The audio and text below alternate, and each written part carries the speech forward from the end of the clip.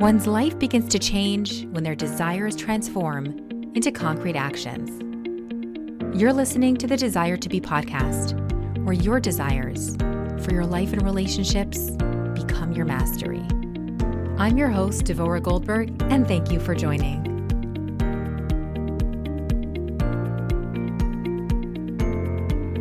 Welcome back to another episode of the Desire to Be podcast. I think the word selfless takes on many meanings. For some people, it's selflessly waking up in the middle of the night to take care of their kids. For others, it's giving up of their time to be of service to another person in need. But the selfless spotlight today is on my guest, Yossi Azjenszmidt, who's here to share his story of his selfless protection of our brothers and sisters in Israel when he made the choice to rejoin his unit in the IDF after the atrocities of October 7th. Welcome, Yossi, to the show. Hi, thank you. Tell us a bit about yourself and where you live. So I was born in Melbourne, Australia. I lived there until I was 18 years old. So I went to Israel. And then at the age of 18, I decided I wanted to join the army and move to Israel, which I did in 2004. I moved to Israel in 2004.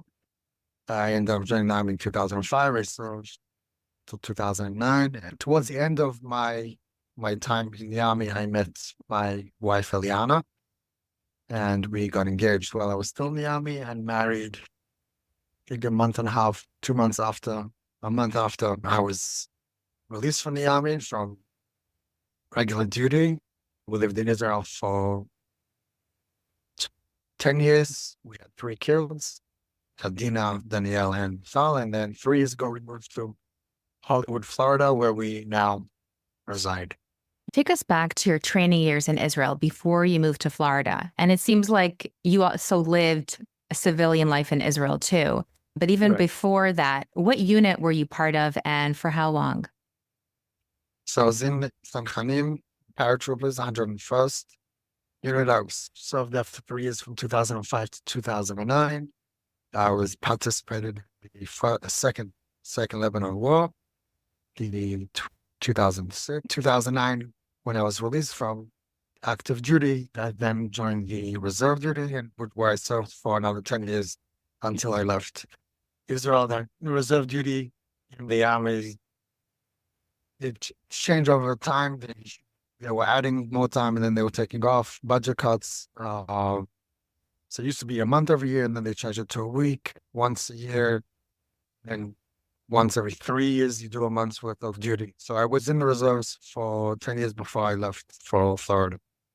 You rejoined your Army unit after October 7th. Walk us through the moment that you heard the news of the massive massacre in Israel to the moment that you were on the plane. So since the start, we were all in show. And we were dancing, we were happy. And then all of a sudden news started trickling in from outside, people who heard from family or friends or neighbors. It's probably the worst thing, hearing small pieces of information, not getting a full picture, not being able to know what's going on. So that was 2 days of Simchat Torah, Shabbos and Sunday, knowing something was going on, but not knowing exactly what was going on, not knowing what was expected of me, if I had to leave or not leave, where my unit was, a lot of gray, and it being Simchat Torah as well. So there were arguments and are we happy today, are we not happy today, are we dancing, or we not dancing? So, I guess on the Shabbos or Sunday, when we knew a little more information, I had already envisioned that I would be leaving to join my unit, where I hadn't been with them for the past 3 years. So I came to Florida. I hadn't served in the reserve with them. In the reserves, I hadn't gone back to serve with them, but the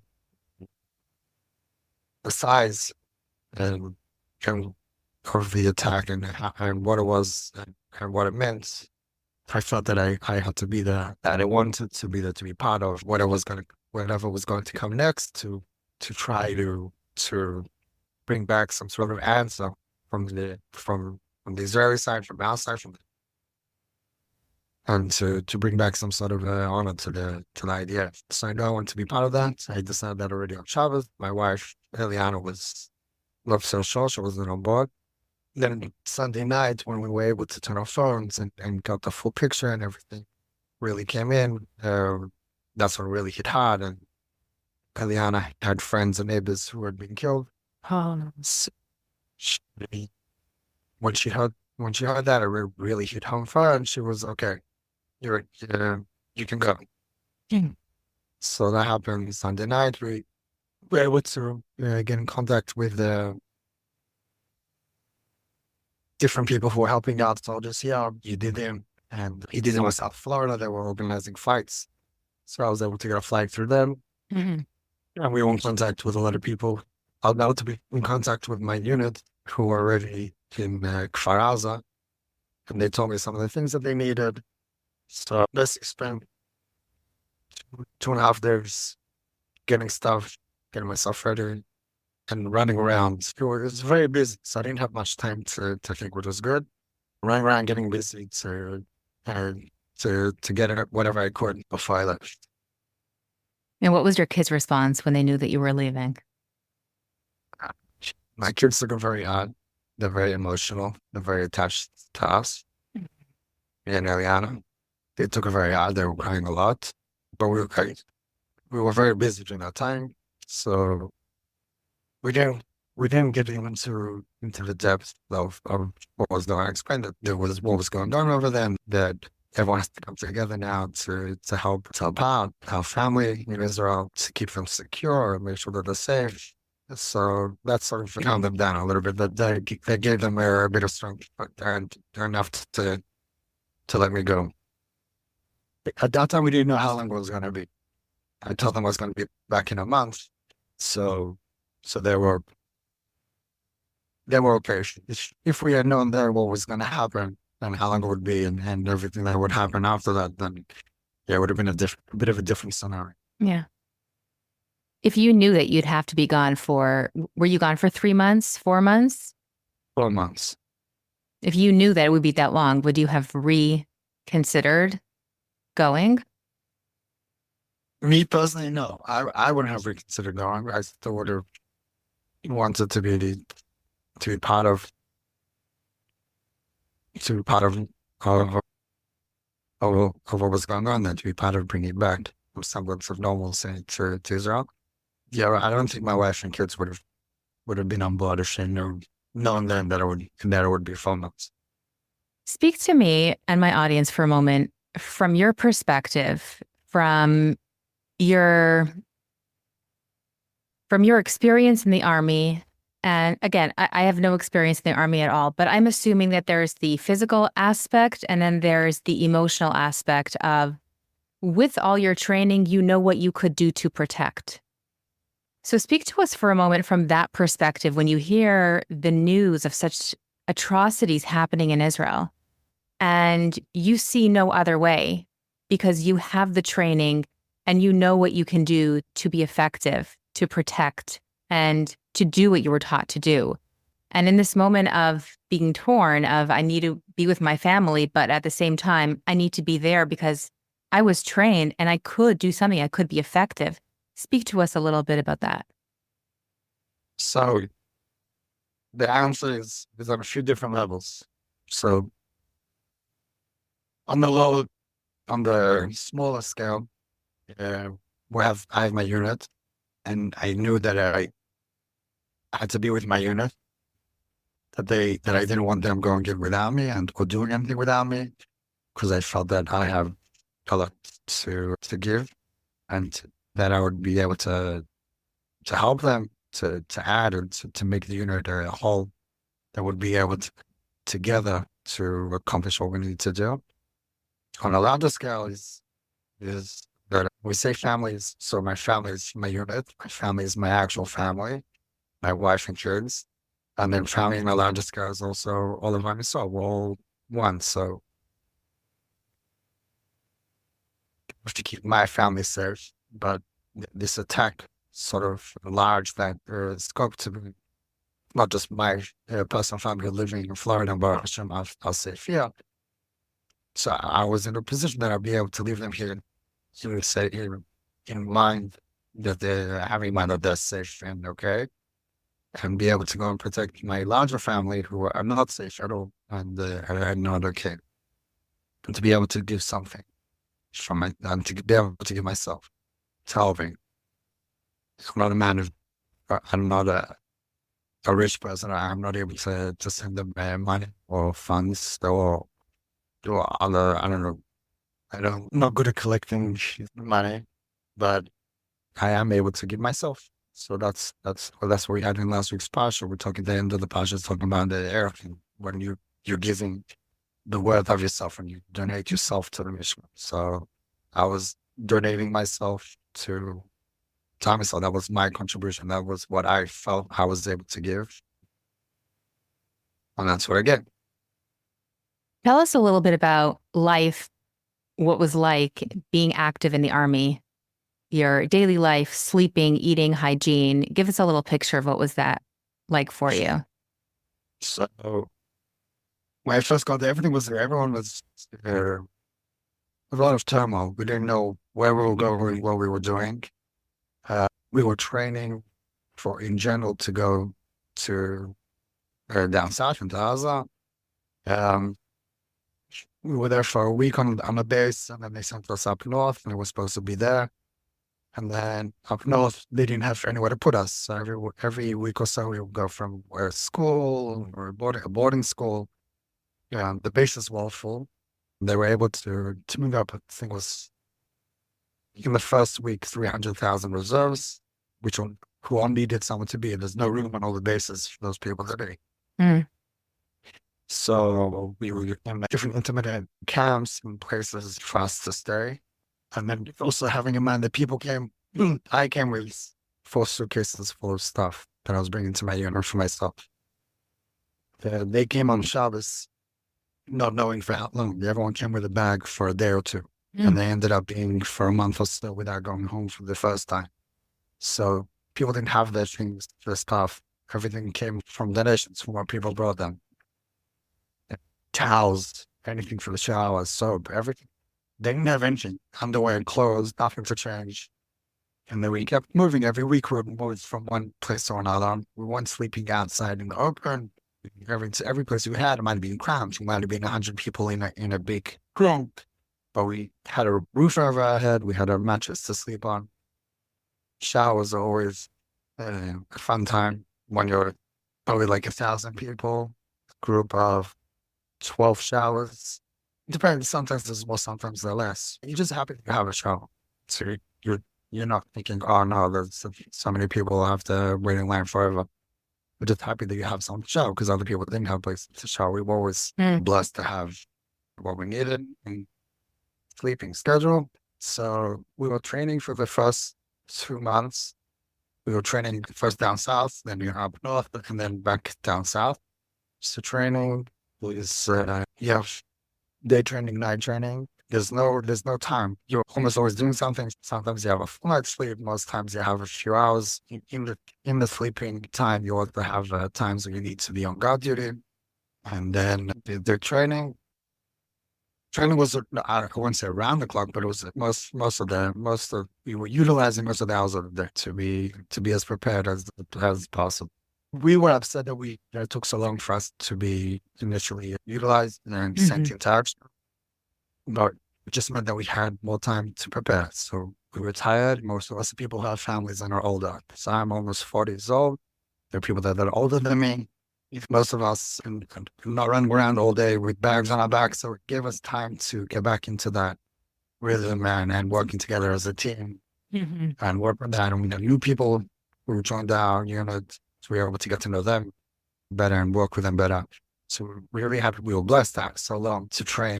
There were many losses of our brothers in the front line. And of course, there were casualties in your unit as well. And as you just shared with us, Yossi, you didn't only consider them your unit, you consider them your family. Do you want to share with us who from your unit you lost? Tell us a bit about them and what that was like for you. So it's not a question of one thing, it's a command, it's a tzava. The reason that we keep on, the reason that we keep going, the mission to keep going is to remember them and to continue life in their memory and then to live life for them. So we lost the Nitzan, Nitzan Chesler. He was a new addition to our unit. He joined us this year. He was very young, 22 years old. He'd only just been released from the army half a year ago. And over the 2-month training period that we had, we got to know him very well. We became very good friends. His son was a big soccer lover. He loved the Paul Tel Aviv, the soccer team there in Israel. He loved playing soccer. He was a very good player. He actually got injured a week before we were sent in. Mm-hmm. He injured his foot. He opened up his foot. He had a big hole in his foot. And he wasn't able to go in with us the first time. But because he had a great want to be with us and to serve with us, and he wanted very much to, I guess, I also came from his love for Israel. He wanted to be part of what was going on inside, so he pushed through for the doctors to release him and to let him go. Mm. So he was able to come in. I think it was a week and a half after we initially went in. He was able to join us. I remember he came in with a bag full of medical supplies, which he had to redo every few hours so he didn't get infected. Yeah. He was a very special person. He had a very black sense of humor. It was very fun. He would always do things quietly. He would help out without seeking acknowledgement for the help that he was doing, without seeking anything in return. He would always offer to help. Anytime that someone had to take something heavy or something that no one else wanted to carry, he would always take it. He was a very special person. And one of the houses that we were taking over, he was shot and killed by Hamas terrorists who came out of a tunnel, and our officer was seriously injured. He is still till today, he's in rehabilitation. He's learning to walk again for the third time. Niv's we lost. He was 22. He wasn't married or have kids.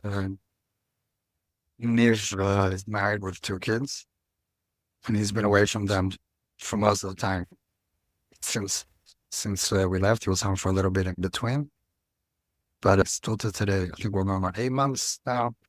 He's in rehabilitation. Yes, I'm lucky to be home, but other people are still living through great trials.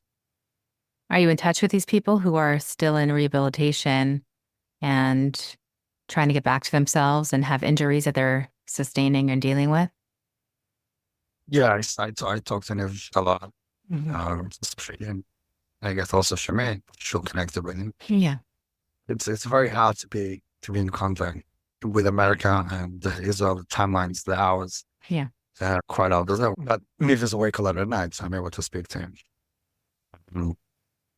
Anyone else you want to share with us who you may have lost or was injured and you'd like to speak about them and honor them in this moment?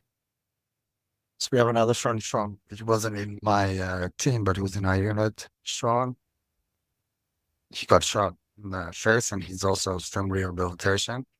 Very, very strong person. He went through a lot. It's very funny when you go to people to visit them. When we went to Nitzan's house, when we met Sean, after he got out the first set of surgeries, and you go in there because you want to help them feel good, and you always come out feeling uplifted. Some people are always able to make, when you go to try to help them, but you come out being uplifted. They make us feel stronger and give us added strength. Nitzan's parents, when we went to meet them, they were only trying to support us and trying to strengthen us. We had to go back after we went to visit them. The whole time we were there, we were trying to tell them about Nitzan and how we loved them and stories, and they were trying to make us feel better.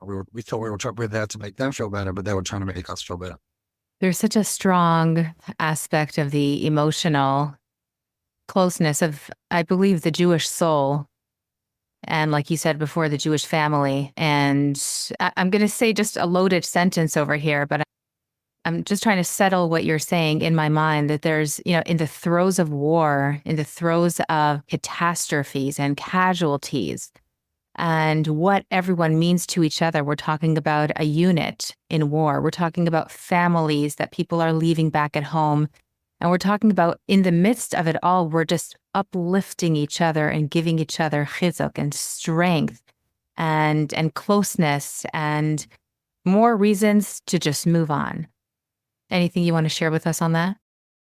Yeah, we're strengthening each other. We're devoting ourselves to each other. But it's not just to move on; it's also to be part to deal with the present, to go through the present, to be able to survive the present. The amount of physical that we received then, that we saw for people then, we spoke about it a lot. That while we were there, that holiday God willing, it would continue and spill over to after, and how long it would last.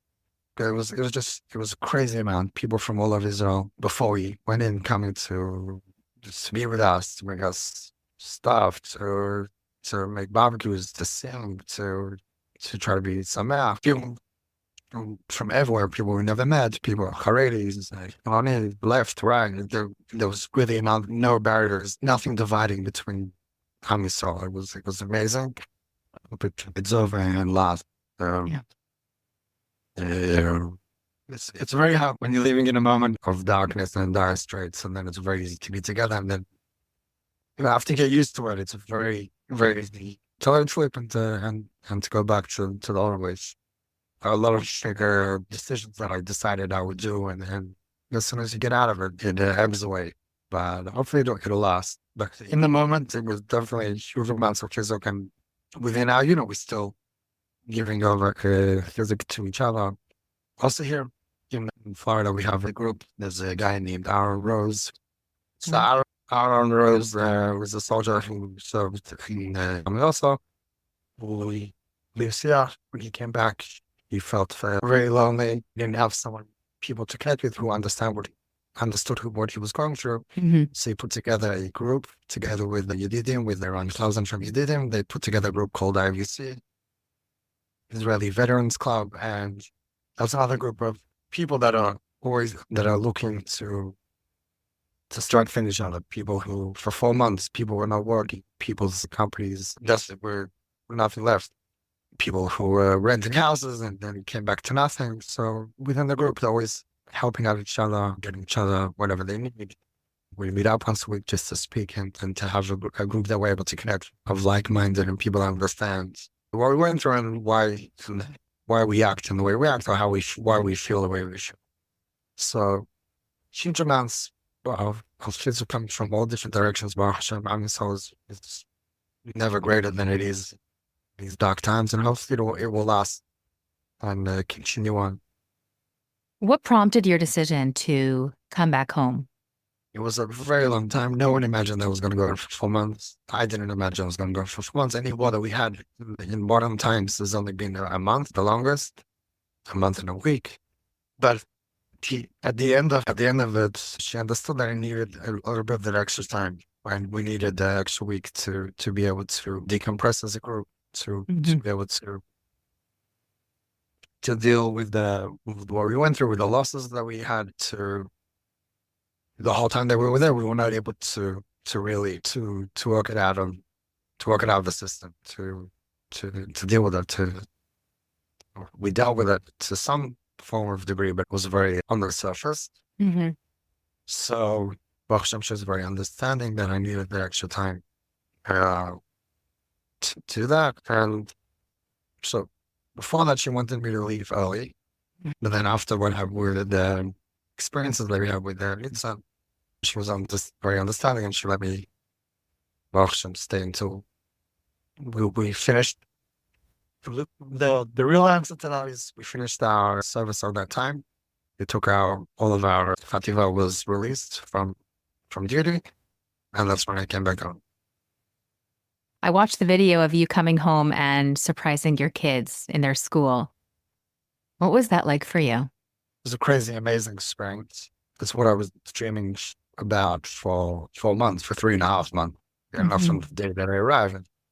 For a long, long time. I don't know how present I was.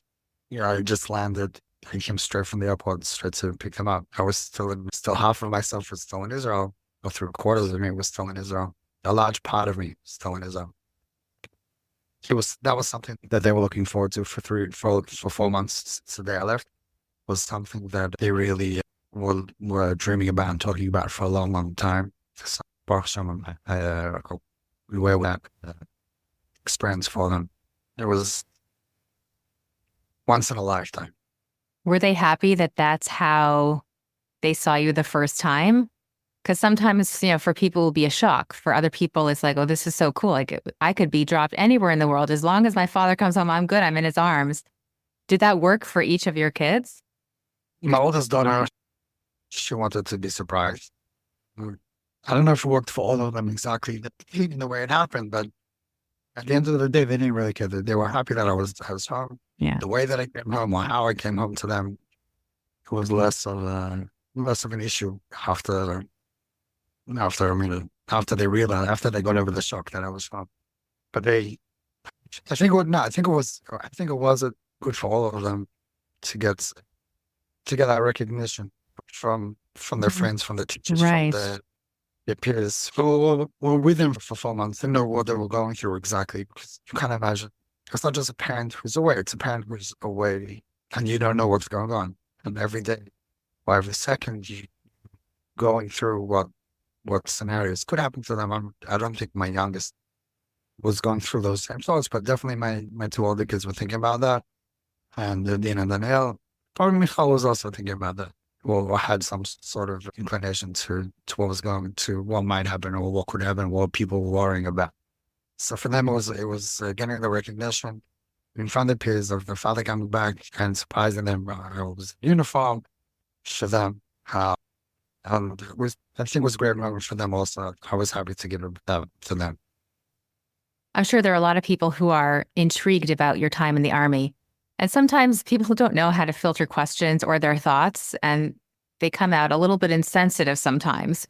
What are some of those questions that, according to you, should not be asked? So the question that should not be asked: how many people did you kill? Mm-hmm. Did you kill anyone? Anything to do with killing should not be asked. After that, it depends on the person. Some people deal with the situation they went through differently. Some people like to talk about it. Some people don't like to talk about it at all. So it should always let the other person lead the conversation. The person that you're asking the questions, never ask anything too deep. And if they want, they'll open up to you. Yeah, it's very tough. It's very tough not knowing what to share, but being able to share. This podcast I would never do before. When I left, it was not something that I would ever entertain for a second. But since I came back, I've been going to therapy and speaking about things that I went through. And for me, it's a form of therapy, a form of connection. Being able to talk about it, being able to share with other people, for me is a way to connect with, to connect with what I did, but from a civilian point of view for me. For other people, though, it's after Lebanon, I didn't talk about what went on there ever. I still haven't. I don't talk about it. And I never did. And my friends also, we never talked about it. Talking about things and I think also mental health in general, because especially in the Army since 2006 to now, it's changed a lot. So now it's more encouraged to talk about your experiences and let it out and speak about it. So questions not to ask her about death and anything else, I would let the other person be and not push them, definitely not push them into any questions that they feel uncomfortable. I could just imagine the aftermath that a person in your position deals with on a daily basis. I can imagine, but I don't know. Like you said, there's a civilian aspect coming back to your community, coming back to your friends, your family. What kind of basic interaction do you most like? Meaning, for some people, they just want someone to come up to them and say, I'm thinking about you. They come in for a hug, whatever you're dealing with today. Can I make you a coffee? Can I bring you over something? Or, something along those lines. What helps you kind of integrate back into society and allows you to feel normal again? Because not everyone wants to talk, and we don't ever have to talk if we don't want to. When we're processing things in our minds, it doesn't have to be that I need to open up to you, but we can show up in society with compassion with normalcy. What does that look like for you? So the beginning is always more of a hugging, more of a physical type of contact, less talking, less communicating, more of a just a bare physical connection, getting back into society. So it's not being treated as being different. That would be the biggest thing. Not walking to a room and all of a sudden, oh, that's the guy that went, or that's him. Being treated as a normal person, not being treated as someone who is different or maybe different from what they were before because they went through whatever they went through. I may be different, but I don't want to be treated as different. Makes sense. On the Desire to Be podcast, I hone in on my guests' unique desire to grow, to show up in life after experience something so drastic in their lives. What would you say, Yossi, is your desire in life? To be present, to live life and be present in living life and to have an impact on someone, something, to have some form of impact on the world. So I guess what I'm doing now, my biggest impact would be with my kids, trying to invest in them as much as I can and hoping that they take whatever life lessons I'm able to give them and improve on them. Thank you, Yossi, for sharing your story with us. Thank you for protecting our nation. Thank you for your selflessness and everything that you gave. May you continue to be blessed in everything that you do. Ah, what a great episode. Thank you for being here. I truly appreciate you. I'd love for you to tap 5 stars and let me know what resonated. Be sure to connect with me on Instagram, Facebook, and LinkedIn under my name, Devorah Goldberg. That's where I give you more content. That's where we're able to engage even further. Until next episode, stay safe and be well.